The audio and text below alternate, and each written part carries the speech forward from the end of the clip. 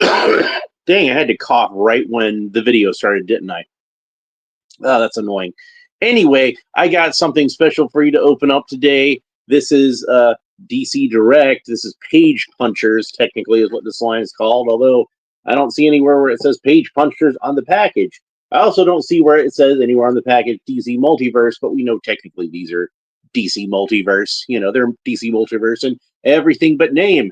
But it's Shazam. That's the official name of the figure, and we can see that it is indeed the Platinum Edition. So, hello, Judy Yates. Welcome to the show. So, so yeah, a lot of the times when I open up a Shazam figure on this show, I will point out that the character's name is actually not Shazam. It's Captain Marvel. Because of weird, legal technicalities, they're not allowed to call the figure Captain Marvel. Trademarks with Marvel Comics and all that kind of stuff. So usually they just wind up calling the figure Shazam. That's the same reason that any TV shows or movies based on the character are called Shazam, and why any DC comic book about this character is usually called Shazam, or something like Power of Shazam, Trials of Shazam, Shazam: A New Beginning, something like that. Now, there had been some of the modern reboots that tried to rename the character Shazam, but I don't accept any of those. I don't really care. This character is always going to be named Captain Marvel, as far as I'm concerned. Go ahead, like, what are DC lawyers going to do to me?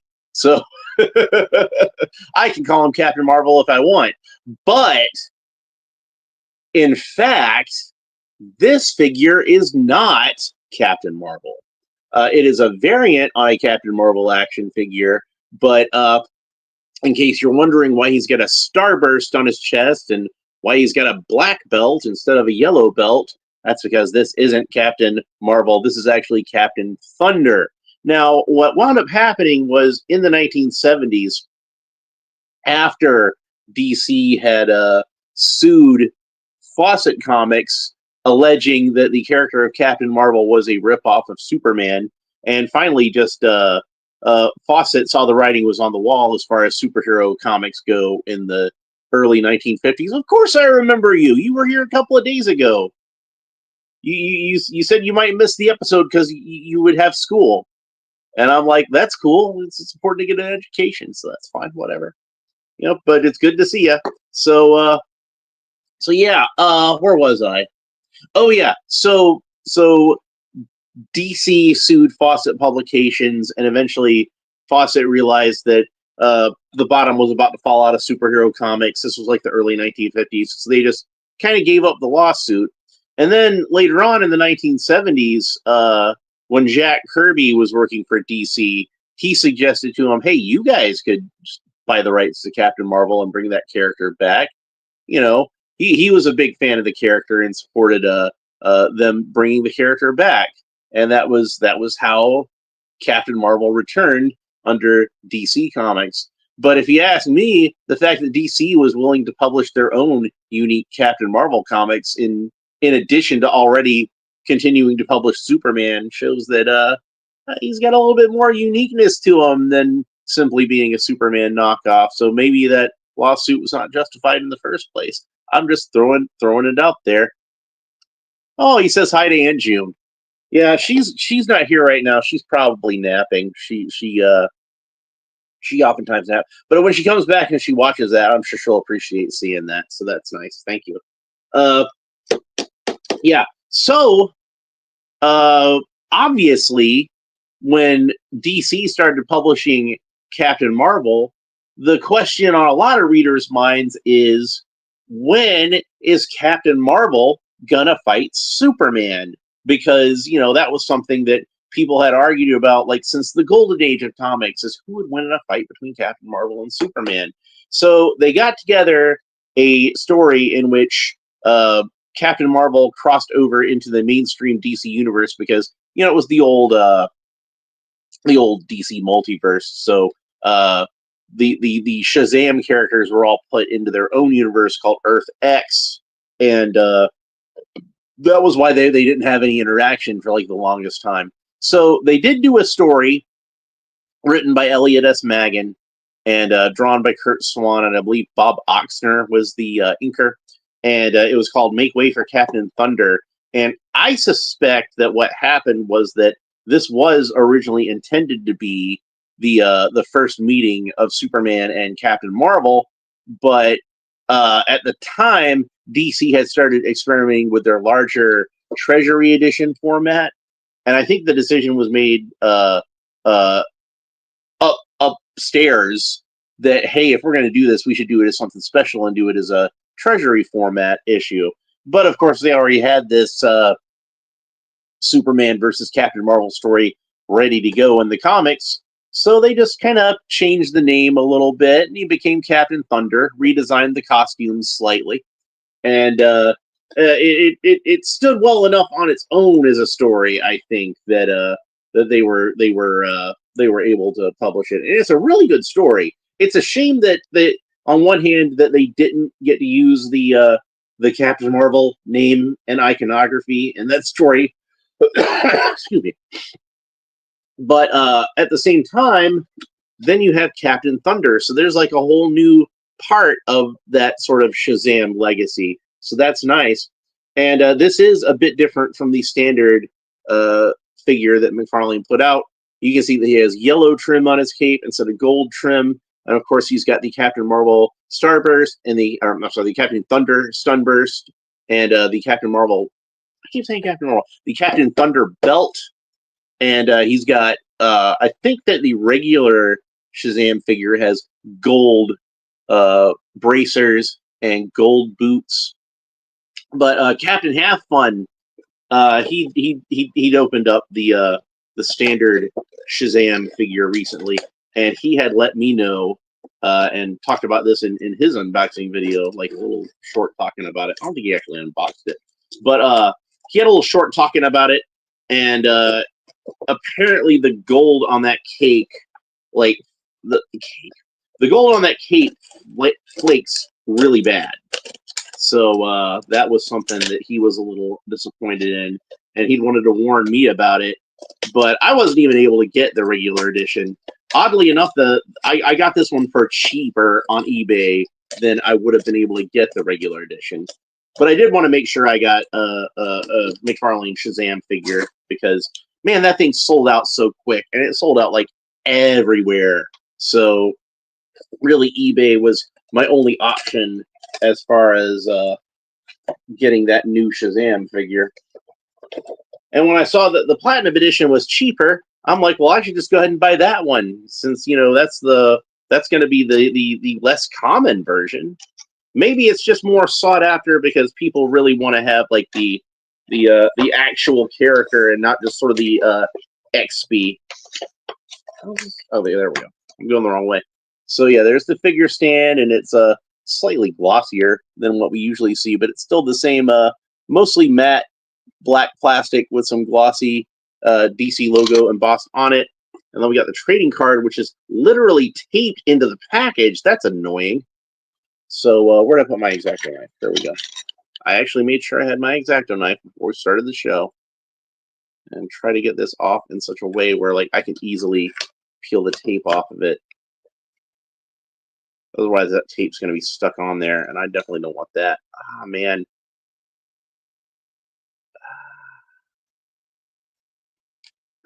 I can just kind of gently peel it off the bottom part here.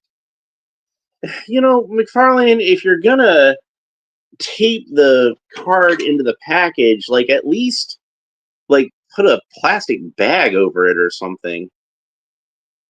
Okay, so I was able to fit the X-Acto knife underneath the tape just so. So hopefully I can use that to give me a little bit of leverage and get the tape off of there, and hopefully it won't leave too much residue since it is a fairly glossy card. All right. So here is the card that we get here, and I believe that's Jeff Smith from his Shazam miniseries, which was quite excellent. Jeff Smith was the guy who did Bone back in the 90s, if you remember that comic. And there's what the back looks like. And the comic itself looks to be a reprint of of the recent Shazam series with Mark Waid writing, and Mark Waid refused to call the character Shazam because at least he realized how stupid that was. So, and he wasn't allowed to call the character Captain Marvel in the book either. So they just kind of call him the Captain in the book. It's kind of funny. So, but yeah, that's what the pack looks like. So let's go ahead and read the trading card before I forget to do that. And it says Page Punchers. Here we get that Page Punchers name. And it doesn't say on the front. It just says, all it says on the front is Shazam. And, and it reads, Shazam, real name Billy Batson. The Clubhouse of Eternity, homicidal worms, talking tigers, atomic robots, alien worlds, sinister curses, and villains from throughout the DC universe. Welcome to the wild adventures of Billy Batson, whose big red alter ego defends Earth from its weirdest and wildest threats. When Gargwax, Emperor of the Moon, sets his sights on Gorilla City, that's when you shout, Shazam! So Shazam, of course, was the name of the wizard that gave Billy the ability to transform into Captain Marvel when he said the wizard's name. So, Shazam's the wizard. It's one of those Frankenstein monster kind of things. I always like to say who would win in a fight between Frankenstein and Shazam. So we're not going to read the whole comic because this is a whole comic. This ain't like when I open up the He-Man figures and it's like a little 8-page thing. This is a full-sized, this is a legit comic book. But we'll flip through it and have a look at some of the artwork. So, but it's just another reason to buy this figure is because you get a comic book in it. So that's nice. Even if you already have this comic book. And unfortunately, mine got a little dinged up in the package. You can see it's kind of got a corner that's banged up there and a corner that's banged up there. But that's okay. Whatever. I didn't buy it for the comic book. It's just, just a nice little bonus. So let's go ahead and get Captain Thunder out of the package. And Captain Thunder was actually a boy named Willie Fawcett, with Fawcett Publications. And he had been given powers by an ancient Indian medicine man and this magic belt. And when Willie Fawcett would rub the magic belt and say the word thunder, he would transform into Captain Thunder. Somehow Willie was sent to the mainstream DC universe, and when he got there, Captain Thunder became evil because of a spell that had been cast over him by his enemies. So he wound up fighting Superman. Willie Fawcett remained a good guy because I guess because his enemies didn't know who he really was. So when he turned back into himself, he was good again. So he had to get Superman to help him get back to his own dimension. And that meant Superman had to fight Captain Thunder. So let's go ahead and get him out of the package. Now, this is, again, the regular figure is based on Dan Mora's artwork from the current Shazam series. So his head is more sculpted to look like his version of Captain Marvel. So the hair is a little bit more straight, a little bit more sort of windswept looking. But you can see that, like, when he drew Captain Marvel, he didn't quite give him as much curl to it as the original C.C. Beck design. Captain Marvel almost has like waves, like it's kind of like really curly hair that's slicked back, and that's why it gets that sort of wavy effect to it. But this one doesn't have that. I actually have over here this is more based off of Alex Ross's version of Captain Marvel, so you can kind of see what I'm talking about. This is a head that I 3D printed for another project. But the face is like really close to how C.C. Beck drew it. So you can see the faces on these two characters are really close. Alex Ross, of course, tries to adhere as much to the Golden Age versions as possible. At least within his realistic art style. So let's go ahead and take out these 2 extra hands. Because he's got 2 extra hands. And they're solid fists. And then we can have a look at the figure. Set those aside. All right. And the cape is attached permanently to the figure, where the collar meets the cape. And this is a separate wire that's on this collar. And the wire kind of stops short at the cape. Usually with these Mcfarlane figures, the wire goes all the way and then goes into the, like with Superman here, since it uses the same body as Superman, I believe. It looks like it's the same body as the the Earth 2 and the Earth 2 Superman and the Justice League Task Force Superman. It uses most of that same body. It's got a different belt on it, and it's got looks like different forearms, so it can have the bracers, and different lower legs, so it can have the boots.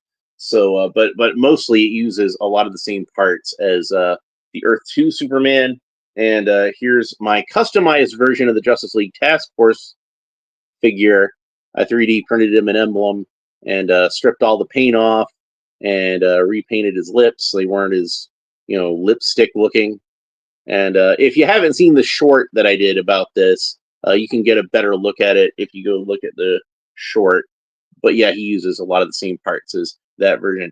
But what I was saying is that the cape on those, you see how like the wire goes into the plastic, so we can kind of lift it up, and because it's a whole wire that goes underneath where the neckline is. But for some reason on Shazam, let's call the figure Shazam since it officially is called that.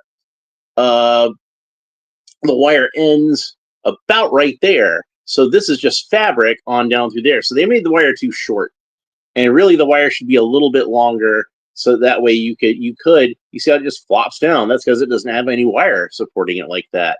Now you could get clever with it and kind of bend the wire upwards. And if we do that, then we can kind of do, but you got to kind of work at it is the point that I'm trying to make. And we wouldn't have to work at it as much if they had it in the right part. Now in Captain Have Fun's video, he pointed out how the wire was actually poking through the fabric. And I know that that's that gold fabric that, like he said, it was flaking. And I figure it's probably a more delicate fabric than this yellow fabric, which seems like it's probably a little more robust. So that's probably why it was having that problem, I have to assume. But this cape would be much improved if the wires actually on both the cape and the collar, so like I said, they're two separate wires, if they actually went underneath the plastic and the plastic was able to hold them in place, I think that would have been a lot better. But oh well. You can see his cape is pretty short. Captain Marvel is supposed to have a pretty short cape. It comes down just a little bit past his booty. So, but that's accurate to the original Captain Marvel design. A lot of more modern designs. In fact, why don't I go ahead and grab one real quick? So I know where there is one.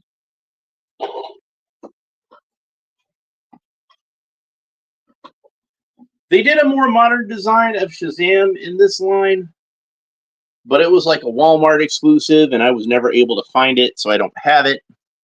And they've done a few like King Shazam and a vampire version of Shazam that were like evil versions. Well, I don't have those either. But I do have the movie Shazam figure. And you can see how much longer they made his cape in the movie. Like kind of more the standard superhero length. So we can see Captain Thunder next to Captain Marvel, Shazam, whatever they call him.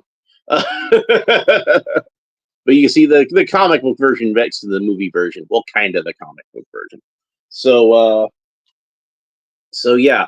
But Captain Marvel's cape in the comic originally, I think, was supposed to be less of a functional cape, like what Superman or Batman's cape is, and was supposed to be a little more of like sort of like a decorative, like a short cape, like you might wear with like a military uniform, like Captain Marvel. And he had that bibbed front on the jacket.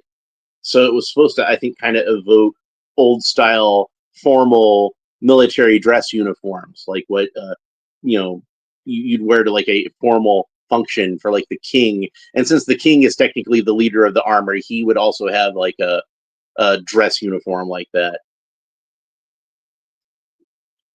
Anyhow, he's got the sunburst on his chest. I'd already addressed that.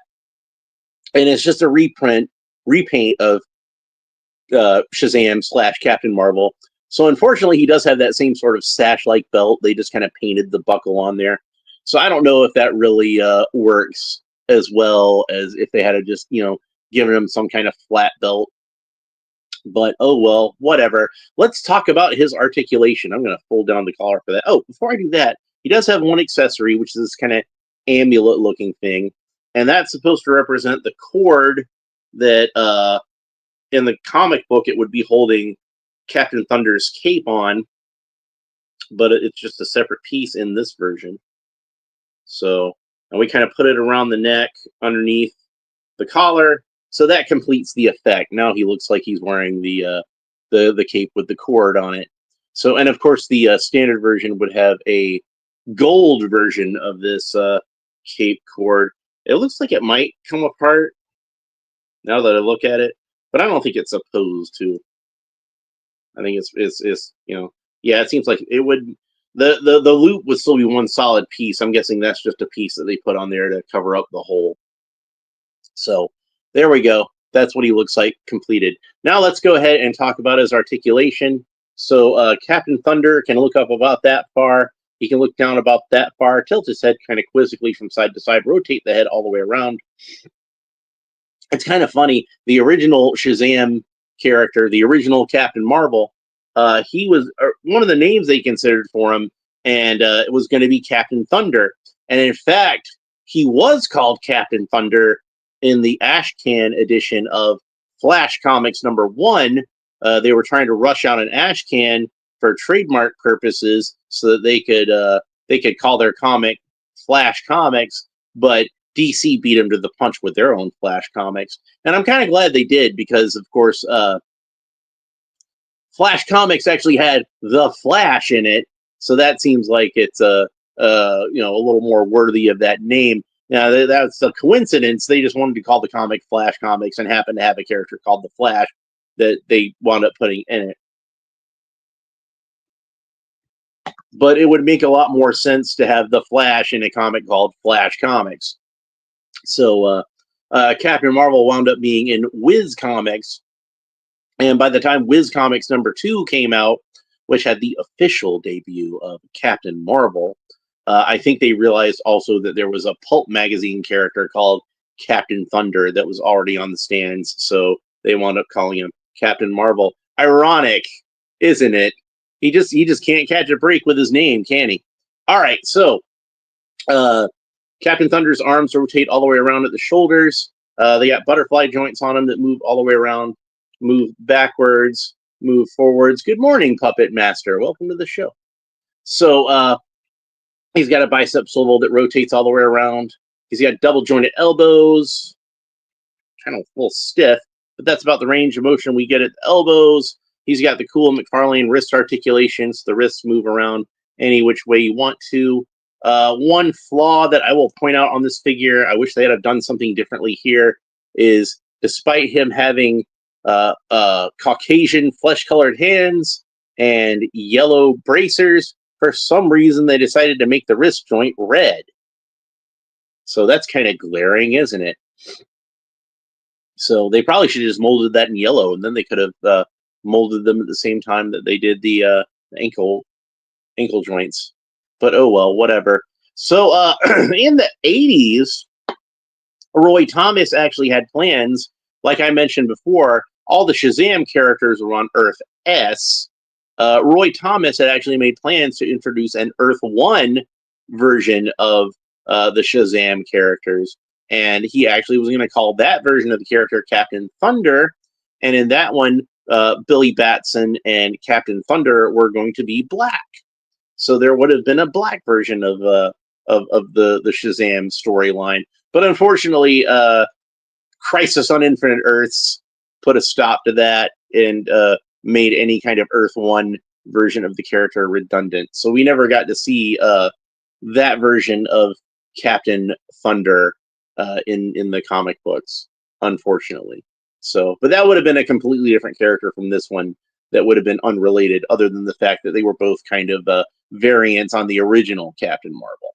So he's got cool torso articulation like these Mcfarlane figures have. We can rotate it all the way around. Really move this around any which way we want to. I'm still getting over kind of a cold, so I still got a little congestion. That's why I keep coughing. I'm sorry about that. So, but yeah, good articulation there. He can kick up about that far. He's got double jointed knees. That's about the range of motion we get at the knees. Now, this figure does have like a little bit of a rotation here, but not a whole lot. It helps with the posing a little bit, but it doesn't go all the way around. It just kind of goes a little bit back and forth like that. There's no boot cut, but this is a Mcfarlane figure, so it doesn't really need a boot cut because he's got this cool ankle articulation where the ankle rotates all the way around, where the ankle meets the shin, and then it rotates all the way around where the ankle meets the foot. And then he's got toe articulation just to show off.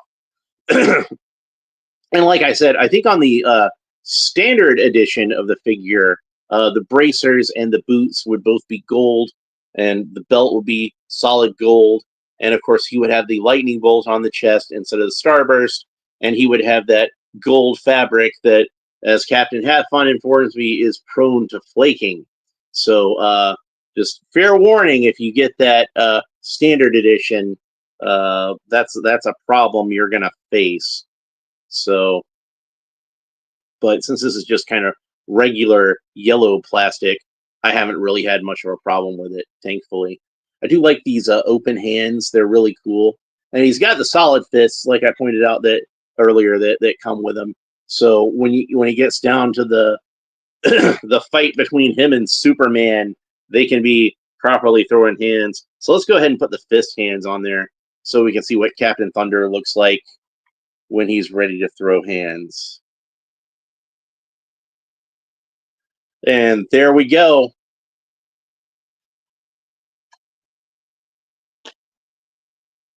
The battle to decide the superhero championship of the world. Nice. Let's get Superman turned around in such a way where we can see his emblem. Now, of course, in that comic, Superman was the Earth 1 version of Superman, but since I happen to have the Earth 2 version handy, and they do have the same body type, I think it works really well to see them both about to clash with each other. Ah, yeah.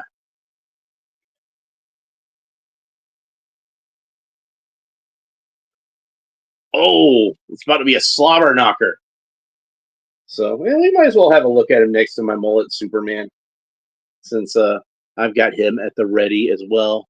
I do think that this version of Superman has the best cape because he has like this is like a double layered cape, unlike most where it's just one layer of fabric. This has got 2 layers of fabric, and then it's got the wire goes all the way around the whole cape. So you got some wire down here at the bottom. So that makes this the best Superman cape we've seen on one of these Mcfarlane figures, in my opinion.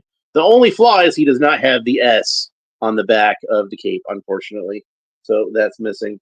And let's go ahead and get one more shot of our 2 versions of Captain Marvel here. You know, Shazam from the movie and Captain Thunder from the Bronze Age comic books. So since I had to buy him on eBay, I did pay a bit more than retail for this figure.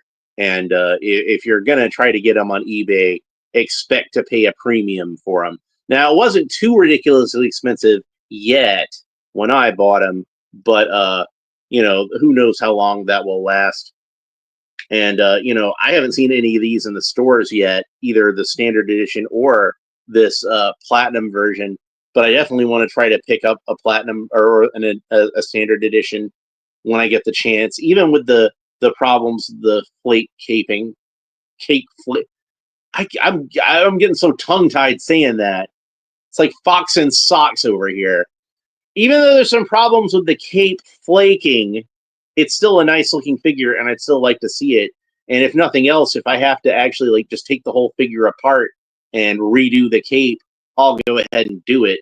But I might, hopefully try to get just like another platinum edition version and strip the starburst off and maybe 3D print a lightning bolt and repaint the belt and just have a yellow Captain Marvel instead of a gold Captain Marvel.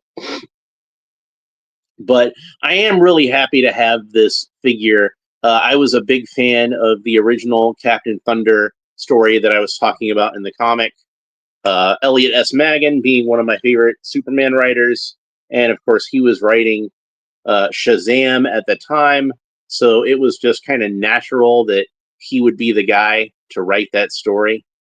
And of course, Kurt Swan, you can't find a better Superman artist than Kurt Swan. EJO says, I got to run, but I hope you have a great day. Oh, thanks for the cool review, he says. Oh, well, you're very welcome. So thanks for stopping by. So we're almost done anyway, so you're not gonna miss much. So, but yeah, good to see you. So yeah, I like the hands. This is a nice figure. So anyway, since I was a fan of that story in particular, I was really glad to have like this version of the character. Yeah, it's not the real Captain Marvel. It's kind of a bootleg, an XP, a pastiche, whatever you want to call it. But to me, he felt genuine, and I was more than willing to just kind of look at that as this is just another version of Captain Marvel and from another universe. And I'd like to see more of Captain Thunder one day. Actually, I think it would be cool if somebody brought that particular version of the character back and did something with him. Like I said, the he'd gotten his, rather than from an ancient Egyptian wizard, he'd gotten his powers from a Native American shaman. So I kind of feel like that puts a little bit of a unique spin on it. Maybe Willie Fawcett could actually be of Native American descent himself, and that might be an interesting way to do that. You could bring back Roy Thomas's Captain Thunder, who is a black man, and you could have the original Captain Marvel, and you could have this version as a Native American version of the Shazam archetype, and have all three of them team up, and that might be really cool. I know some people might complain it's woke or whatever, but we had lots of ethnic diversity in characters, going back to like the 70s and the 80s, and we didn't complain. We were fine with it. Maybe some people are just irritated by that because they feel like it's being forced on them or something. But we've always had characters of different ethnic types, and to me it's good to have that, like not just because people like to see characters that they can identify with in that way, but to me it makes it more interesting. I wouldn't want a book that's just a bunch of white people or whatever. It's like it's more interesting to me to see like a bunch of characters of different ethnicities all together. That's just me. That's just my opinion. But anyway, that's it for Captain Thunder. I hope you enjoyed this video. If you did, make sure you like and subscribe and all the fun YouTube stuff down below. Leave a comment. Let me know what you think about this figure, both this figure specifically and the character of Captain Thunder in general, or the character of Captain Marvel, since that's basically what he's based on. Anyway, that's it for this time. I hope you enjoyed it. We'll talk to you next time. Bye.